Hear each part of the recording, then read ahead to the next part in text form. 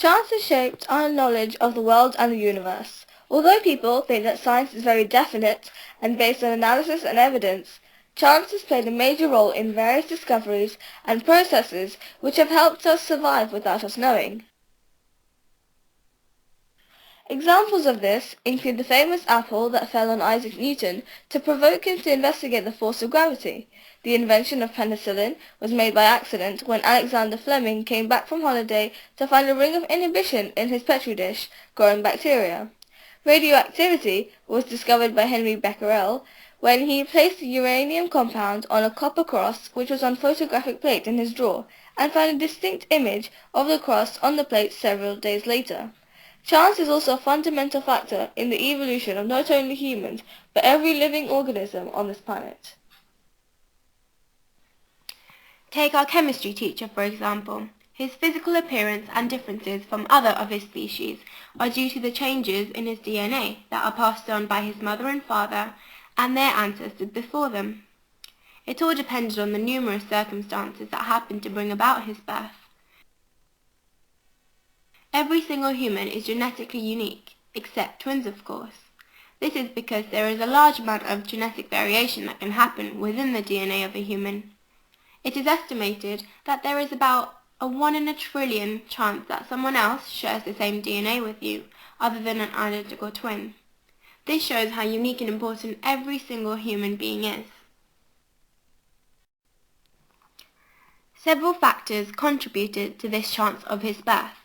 Firstly, there is the fact that both his biological parents each have 2 types of genes, dominant and recessive, of every specific gene.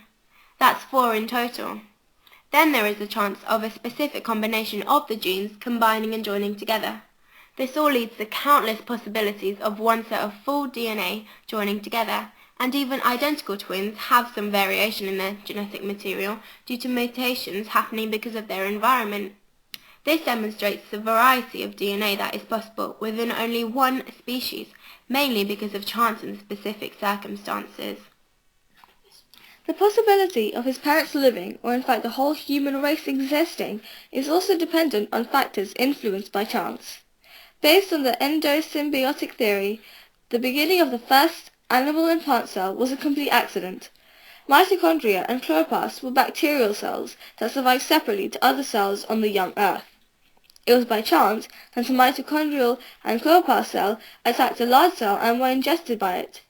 This formed a permanent relationship between the cells where they were dependent on each other and later on created almost every living organism in the world. Natural selection has also played a big part in evolution. Natural selection is where the animals with the best suited physical, mental traits and genes to their environments are able to survive longer and then breed, to then pass on their genes to future generations. The genetic variety needed for this to happen is due to mutations in the normal genetic material. These mutations are completely random and might increase the survival chances for the animal, leading to the evolution of the whole species. The chances for such a beneficial mutation in the genes is very rare, and shows how dependent on chance evolution, and therefore the survival of all species, is. An example of this is the mutation of oysters, when a disease called Mapecure disease wiped out these oysters, and only ones with a mutation making them resistant to this disease survived and bred, therefore creating a new population of oysters who had survived and evolved. However, going back to the chances of our chemistry teacher existing, the mere possibility of his parents living opposite each other for most of their lives in Great Dunmow and eventually falling in love is a whole other story.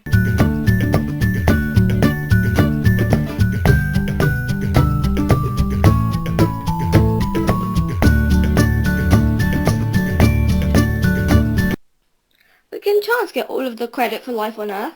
Or does something else have a large part in this too? Maybe fate? Could it be fate that our chemistry teacher's parents lived opposite each other for all those years? These are the same questions scientists were asking themselves in the 1900s, but not about life on Earth, but about something a lot deeper and smaller than that. They were questioning the behavior of electrons. An experiment was conducted in New Jersey, America, in the mid-1920s to find out more on the behavior of electrons. This was after the controversial time of discussing whether light was a wave, which it proved to be in shadows and bubbles, or a particle called a photon, which went hand in hand with the photoelectric effect. This time it was the electrons that confused the minds of the greatest scientists, in particular Niels Bohr, the fantastic Danish scientist, and Albert Einstein, the famous voice of reason. In this experiment, a beam of electrons was fired through a crystal and a screen was placed to see how they scattered. The results shocked the whole of the scientific community. The electrons produced bands of high and low concentration on the screen. These were called interference patterns and only occurred when waves were forced to diffract through small gaps, not particles. Immediately people were forced to believe the electrons could be waves. Even when the electrons were passed through the crystal one by one, the same interference pattern was produced. This sparked a feud between the two scientists, Niels Bohr and Albert Einstein. On one hand, Niels Bohr believed that an electron wasn't a lump of matter floating around the nucleus in an atom, as everyone else had believed that it was. On the contrary, he believed that the electrons were waves of probability. He thought that when an electron was fired, waves of probability of its existence were being diffracted. These waves of probability went through the small gaps at the same time. When the peaks and troughs of the waves interfered, the outcome determined the chance of the electrons being there. This meant that the electron was in many places at once. Therefore, it was never really certain where the electron was until it was measured, at which point the electron was forced to decide where it landed. This became known as the Copenhagen interpretation. To put this into perspective, imagine a coin being spun. While this coin is spinning, it is not possible to determine whether it will land heads or tails. It is almost a mixture of both. However, it is only when a person stops the coin, or the coin slows down, does it land to give the final outcome. Albert Einstein was completely against this idea because it put limitations to science. He believed that everything had to be definite and everything could be measured. It was due to this that Albert Einstein came up with the theory of quantum entanglement, a new unique idea that a pair of electrons were entangled. Electrons that were created in the same event and had many of their properties linked also had their fates intertwined through space, so their outcomes would always be opposite. Later on, Albert Einstein seized on this idea because it meant that the electrons were able to instantaneously communicate to each other through time and space. This went against his theory of relativity. Therefore, he moved on to another interpretation. He believed that the fates of the two electrons were decided long before the moment of observation. This was like having a pair of gloves and placing each of them in separate boxes. No matter where these boxes would end up, if one of them was opened and a right-handed glove was taken out, the other one would obviously be the left-handed glove. To bring this argument to an end, John Clauser, another scientist, conducted an experiment using a crystal to convert laser light into entangled light particles called photons.